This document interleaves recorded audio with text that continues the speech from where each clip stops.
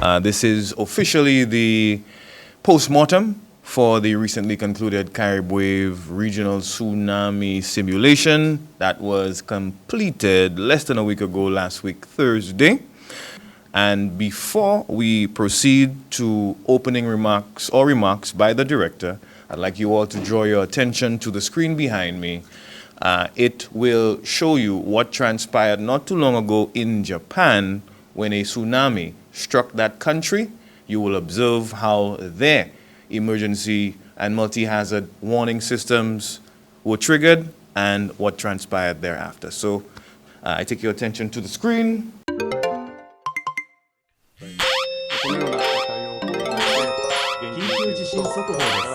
強い揺れに警戒してください。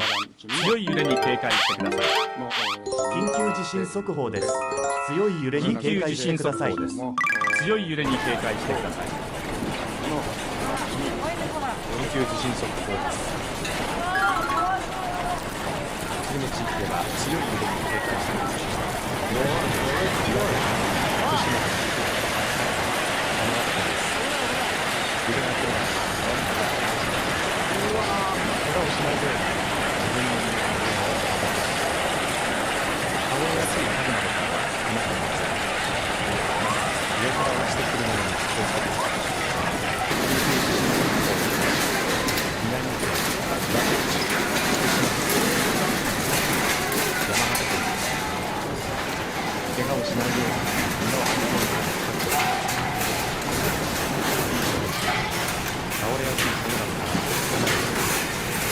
Essentially, that is, thank you for your indulgence.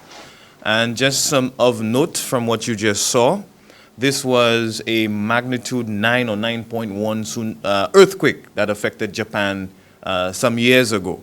That earthquake caused a tsunami and also brought with it death and devastation of unforetold numbers. I mean, billions in damages to buildings and property, and in excess of 35,000 deaths as a result of that one biblical event, you can call it that, okay? The reason why we wanted to bring it to your attention is to illustrate two things. It's widely accepted that Japan is among, or has what you could say is the gold standard as it relates to early warning multi-hazard systems. Despite that, you just witnessed how devastating the loss and damage in relation to that event was. And towards the latter end of the video, you would have also noticed a tsunami warning was triggered to sort of, so in that calamity, persons still had to sort of make their way to higher ground to avoid being affected by that tsunami. So I conclude here, and I would now like to invite the director of the NEMO, who will provide you with an overview of how St. Lucia's participation in the CARIBE wave simulation of last week Thursday went. So. St. Lucia was among 38 countries which participated in the annual regional tsunami simulation known as CARIBE Wave. The exercise was held on March 23rd, 2023 and commenced at 9 a.m. The island's last participation in the exercise was in 2019, which was pre-COVID. The purpose of the CARIBE Wave simulation exercise is to validate tsunami preparedness within the region. The annual exercise tests whether early warning systems, evacuation plans, communication systems, as well as public awareness, or it can be a combination of those that I've mentioned. In the past, we have focused on the previous two, which is the evacuation plans and to test the early warning systems. This year, participating countries had to choose from two scenarios. One, a tsunami generated by an earthquake in the Gulf of Honduras.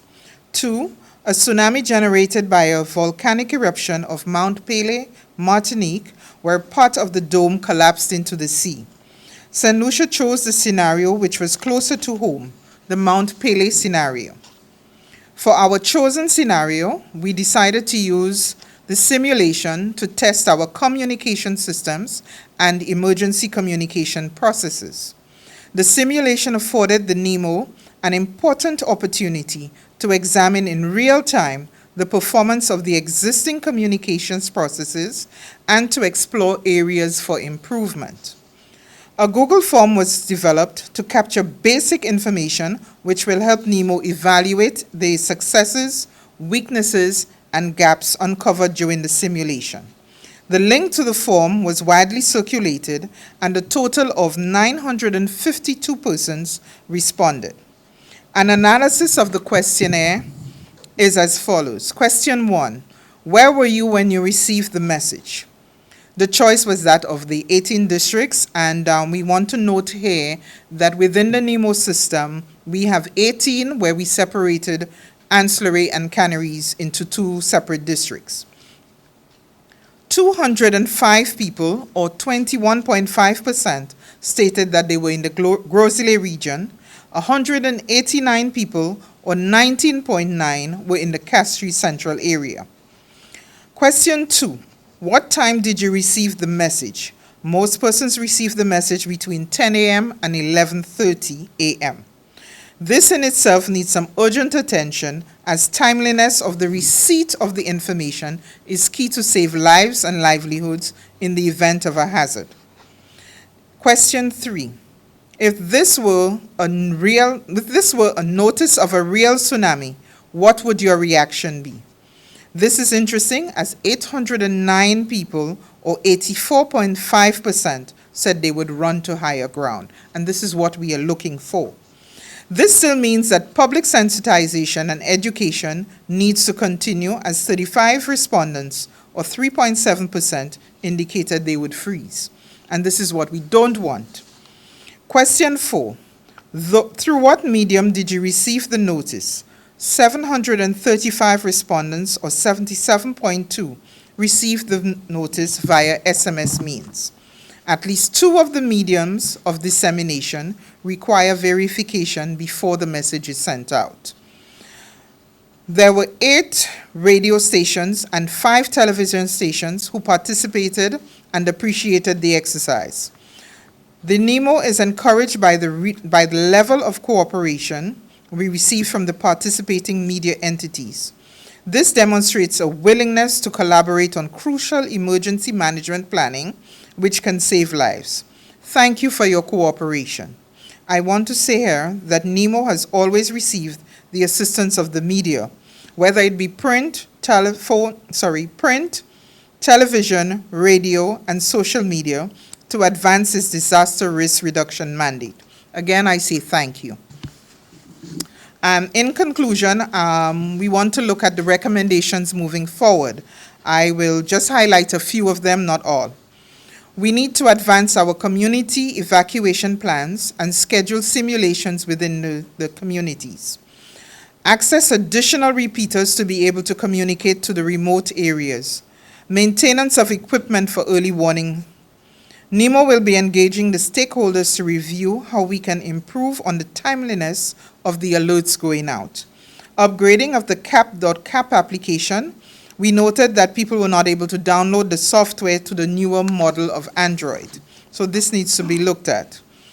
At this time, NEMO wishes to thank members of the organizing committee, the general public, and all who participated in the exercise, the media stations who helped us with the public sensitization, the communications team, staff of the NEMO Secretariat who worked hard to pull this through, JITS, Flow, Digicel.